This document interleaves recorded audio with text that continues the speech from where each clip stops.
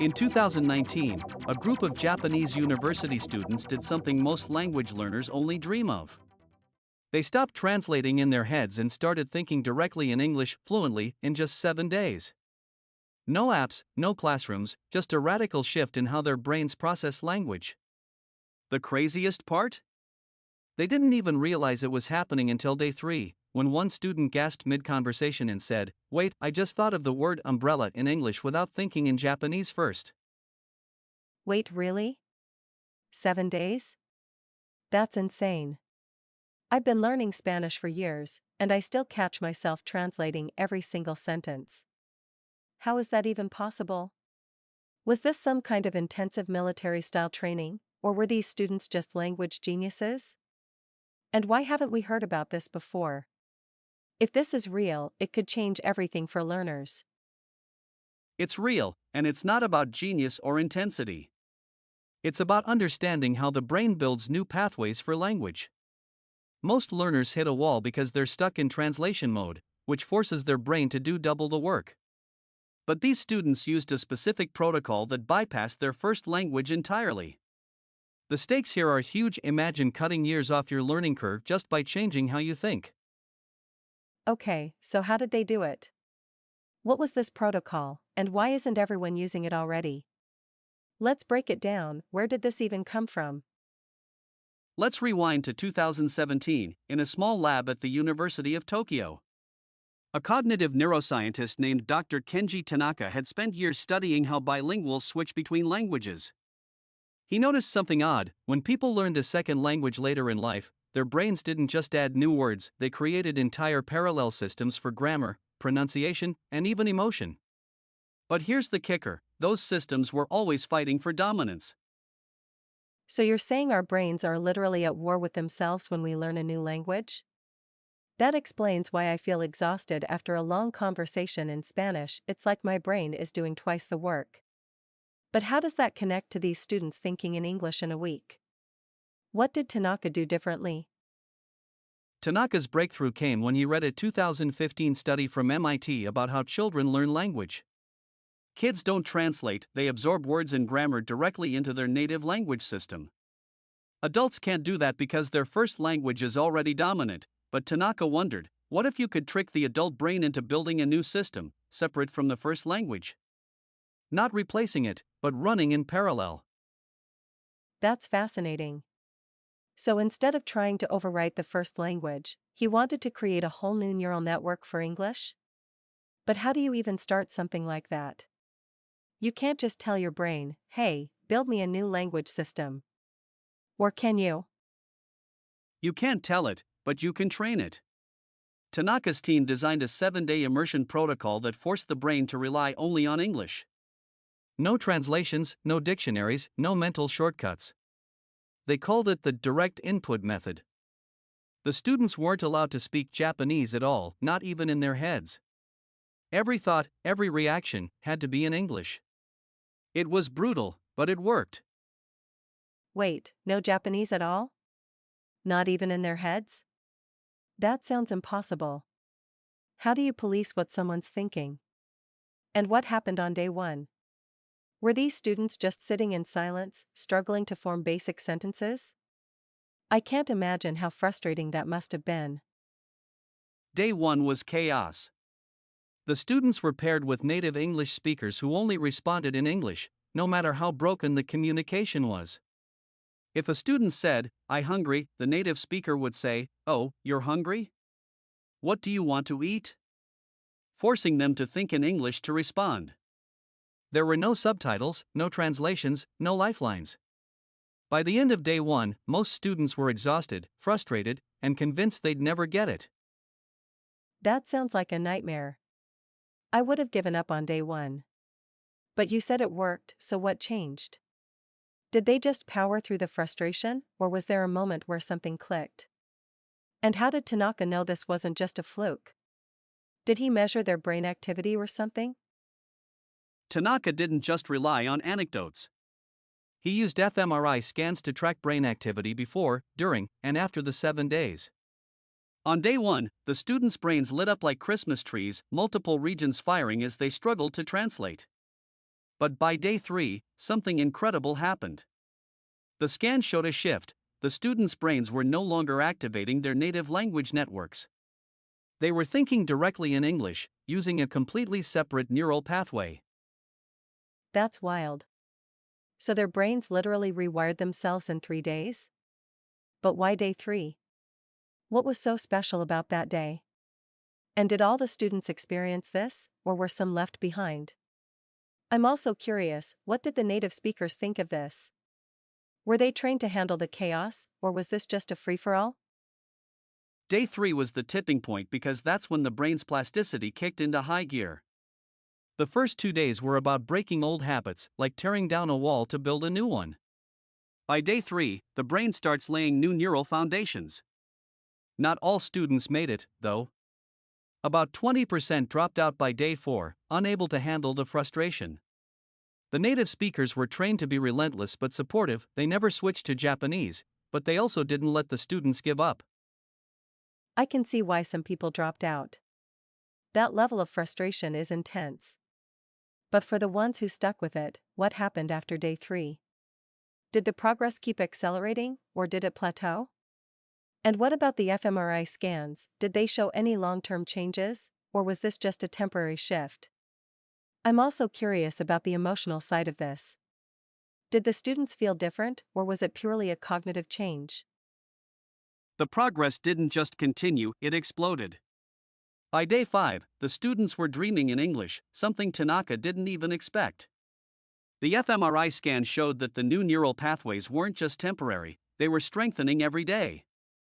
Emotionally, the students reported feeling lighter, almost like a mental fog had lifted.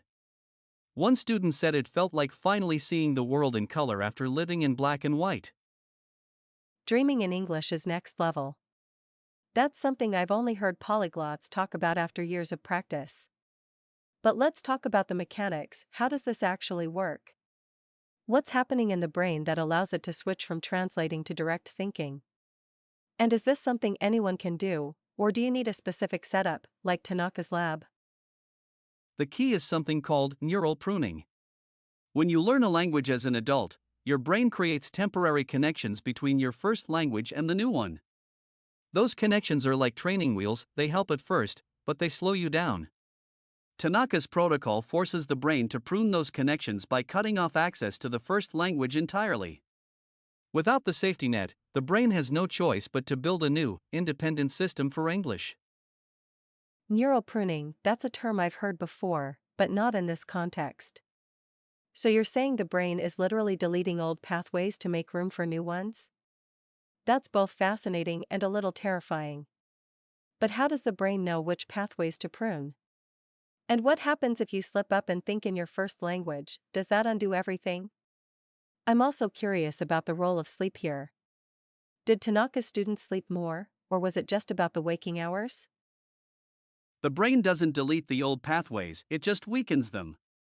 Think of it like a garden. If you stop watering a plant, it doesn't die immediately, but it becomes less dominant. Slipping up doesn't undo the progress, but it does slow it down. That's why Tanaka's protocol was so strict. As for sleep, it was non-negotiable. The students slept 8 to 9 hours a night because that's when the brain consolidates new memories. Without sleep, the new pathways wouldn't stick.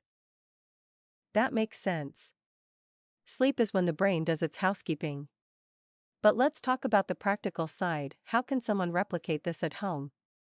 Not everyone has access to a lab or native speakers 24/7. Are there specific exercises or tools that can mimic Tanaka's protocol? And what about people who aren't in an English-speaking country? Is this still possible, or do you need to be immersed? You don't need a lab, but you do need discipline. The core principle is input before output. Most learners try to speak from day 1, which forces them into translation mode. Tanaka's students spent the first 3 days only listening and observing, no speaking, no writing, just absorbing. At home, you can do this by binge-watching shows in English without subtitles, or listening to podcasts while doing chores. The goal is to flood your brain with English until it becomes the default. Input before output, that's the opposite of what most language courses teach.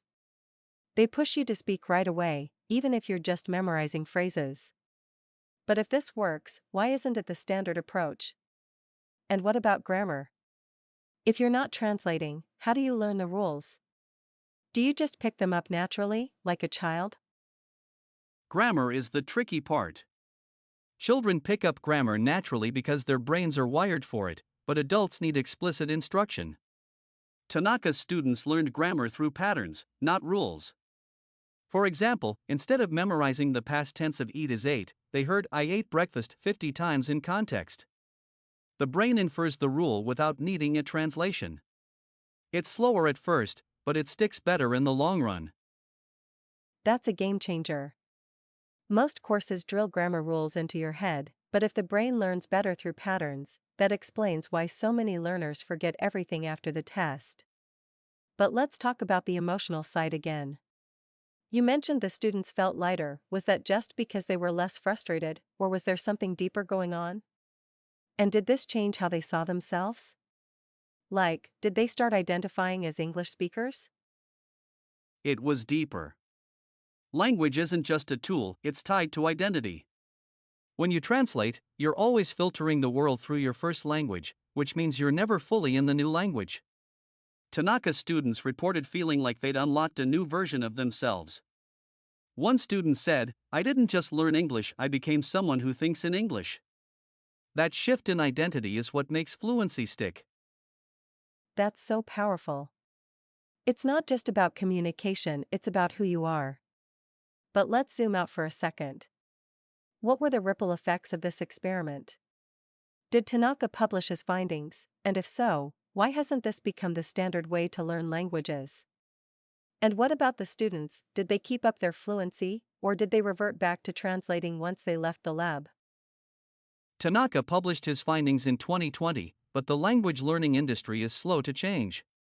Most apps and courses are designed around translation because it's easier to sell. People want quick results, even if they're not sustainable. As for the students, about 80% maintained their fluency, but the other 20% reverted within a month. The difference? The ones who kept it up continued to immerse themselves in English daily, even if it was just 30 minutes of listening to a podcast. That's disappointing but not surprising. The industry is built on quick fixes, not long-term results. But let's talk about the outliers, the 20% who reverted. What went wrong for them? Was it a lack of discipline, or was there something else at play? And what about the 80% who kept it up? Did they do anything differently, or was it just about consistency? The 20% who reverted had one thing in common: they went back to their old habits. They started translating again, either because they were in a rush or because they didn't have a strong enough reason to keep going. The 80% who stuck with it had a clear why, whether it was a job, a relationship, or just a deep love for the language. Fluency isn't about talent, it's about identity and environment. That's a great point. If you don't have a strong reason to keep going, it's easy to fall back into old patterns. But let's talk about the hidden angle here.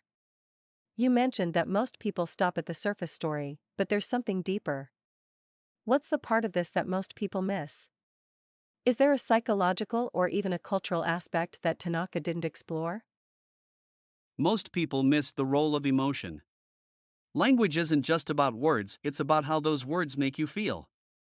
Tanaka's students didn't just learn English, they learned to feel in English. For example, the word home doesn't just mean a place, it carries emotions, memories, and cultural baggage. When you think in English, you're not just translating the word, you're translating the emotion behind it. That's why some students struggled. They could say the words, but they couldn't feel them. That's so true. I've had moments where I'll say a word in Spanish, and it just feels flat. Like I'm saying it, but I'm not feeling it. So how do you bridge that gap? Is it about consuming media that evokes emotion, like movies or music? Or is it something deeper, like connecting the language to personal experiences? And does this mean that some languages are harder to feel than others? It's both. Media helps, but personal experiences are the key.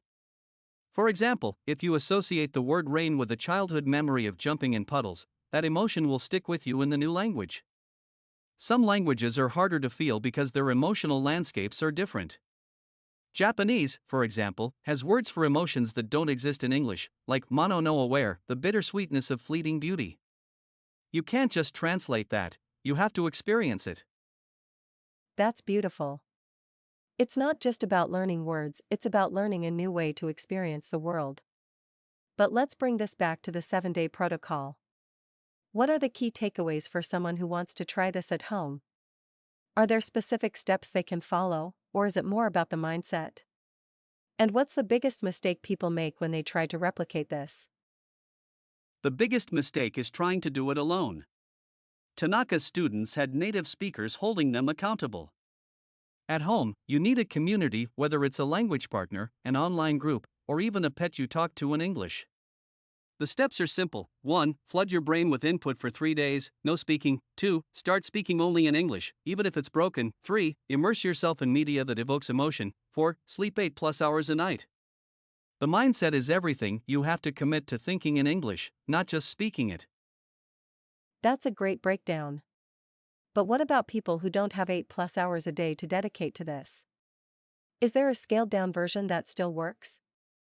And what about those of us who are already intermediate learners? Can we still rewire our brains, or is this only for beginners? I'm also curious about the role of mistakes. Do you have to be perfect, or is it okay to sound like a toddler for a while? You don't need 8+ hours a day, consistency matters more than intensity. Even 30 minutes a day can work if you're fully present. Intermediate learners can rewire their brains, but it's harder because old habits are stronger. The key is to focus on input first, then output. And mistakes are not just okay, they're essential.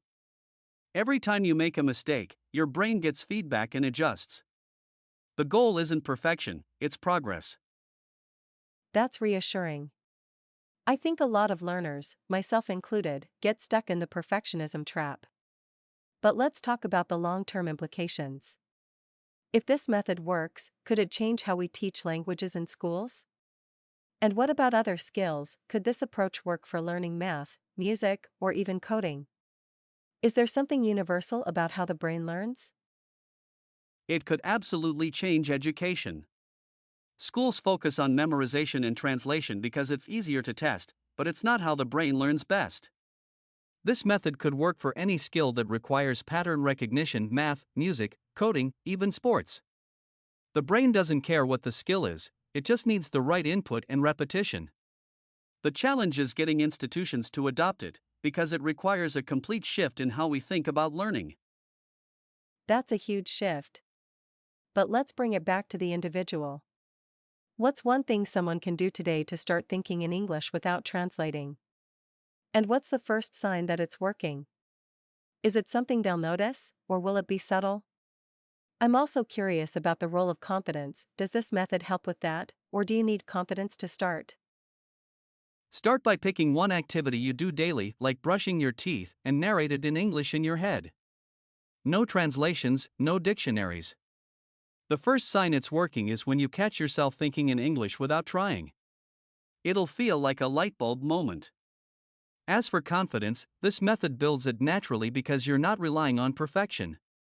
You're just communicating, and that's enough. That's such a simple but powerful step. I love the idea of narrating daily activities. It's like turning your life into a language lesson. But let's wrap this up. What's the biggest lesson you want listeners to take away from this episode? And where can they go from here if they want to dive deeper into this?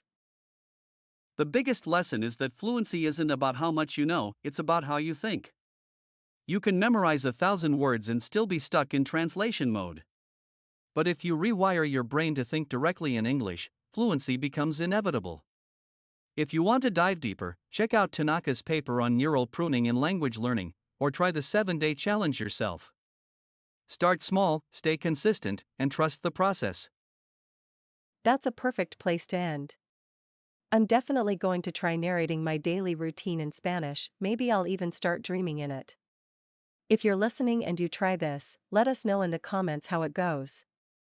And if you found this episode helpful, don't forget to like, subscribe, and hit the bell so you don't miss next week's deep dive into how the brain learns. Absolutely. And And if you're feeling brave, share your 7-day challenge progress with us on social media. We'd love to hear your stories. Thanks for joining us on this journey into the hidden science behind fluency. Until next time, keep thinking in English. Before we go, here's a question to leave you with. What's one word or phrase in English that you've always had to translate in your head? Why do you think that is? Could it be tied to an emotion or memory from your first language? Drop your answers in the comments, we'd love to hear from you. And if you're new here, welcome. We release new episodes every week, diving into the science, stories, and strategies behind how the brain learns English. If you're serious about fluency, this is the place to be. Hit subscribe, and we'll see you next time. Thanks for listening, and remember, the key to fluency isn't in your textbooks, it's in your brain. Train it right, and you'll be thinking in English faster than you ever thought possible. See you next week. Wait, Alex, one more thing. You mentioned Tanaka's paper. Where can listeners find it? Is it available online, or do they need to dig through academic journals? And are there any books or resources you'd recommend for someone who wants to go deeper into this? Tanaka's paper is called Neural Pruning in Second Language Acquisition, a 7-day protocol for direct thinking. It's published in the Journal of Cognitive Neuroscience, and you can find it on ResearchGate or Google Scholar. For books, I'd recommend Fluent Forever by Gabriel Weiner. It's all about building direct connections in your brain. And if you want a community, check out the r/language learning subreddit, they've got great discussions on immersion techniques. Perfect. And for anyone who's intimidated by academic papers, don't worry, we'll break down the key takeaways in a future episode. So stay tuned, and thanks again for listening. We'll see you next time. That's all for today. If you've got questions or stories to share, drop them in the comments below. And if you know someone who's struggling with fluency, send them this episode, they'll thank you later. Until next time, keep thinking in English. One last thing, if you're trying this 7-day challenge, don't forget to track your progress. Write down how you feel each day, and pay attention to the moments when English starts to feel natural. Those are the signs that your brain is rewiring itself. And if you hit a wall, don't give up. The breakthrough is just around the corner. That's such an important reminder. Progress isn't linear, and it's normal to have setbacks. But if you stick with it, the results will surprise you. Thanks for joining us, and we'll see you in the next episode. Don't forget to like, subscribe, and share. And if you're listening to this on your commute, at the gym, or while cooking dinner, take a second to hit that subscribe button. We'll be back next week with another deep dive into the hidden science behind fluency. Until then, keep exploring, keep learning, and most importantly, keep thinking in English. We'll leave you with this thought: language isn't just a skill, it's a superpower. And with the right training, you can unlock it faster than you ever imagined. Thanks for listening, and we'll see you next time. Alright, that's a wrap. If you've made it this far, you're clearly serious about fluency. So here's your challenge: pick one thing from this episode and try it today. Whether it's narrating your morning routine in English or flooding your brain with input, take that first step. Your future fluent self will thank you. And if you're feeling stuck, remember, every expert was once a beginner. The difference is that they didn't give up. So keep going, and we'll see you in the next episode. Don't forget to subscribe, and we'll catch you later. Thanks for tuning in. This is Alex, signing off. And remember, the brain is the most powerful tool you have. Use it wisely, and you can achieve anything. Until next time, think in English. And this is Sarah, reminding you that fluency is closer than you think.